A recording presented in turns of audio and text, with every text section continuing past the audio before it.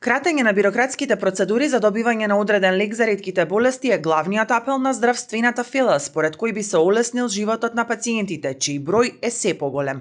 Во одредени ситуации во прашање не се денови, туку часови, кога треба да се интервенира со терапија. Но оно што е најтешко, тоа е таа долга административна бирократска процедура. Ако тоа би се постигнало нешто во иднина да се скрати, тоа би било идеално. Освен лекот, предизвика и некои ретки заболувања е и периодот до самата диагностика.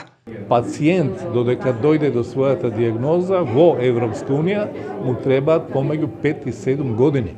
А тоа е заради тоа што на пример јас и професор Тасич и сите ние овде ќе видиме еден случај и никогаш повеќе.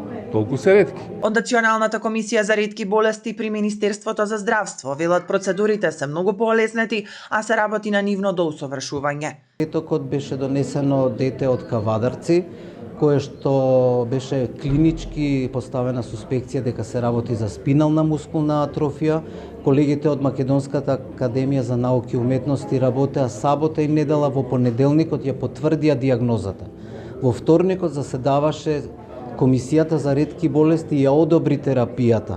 Во четвртокот веќе детето беше на терапија, што е извонреден успех и напредок.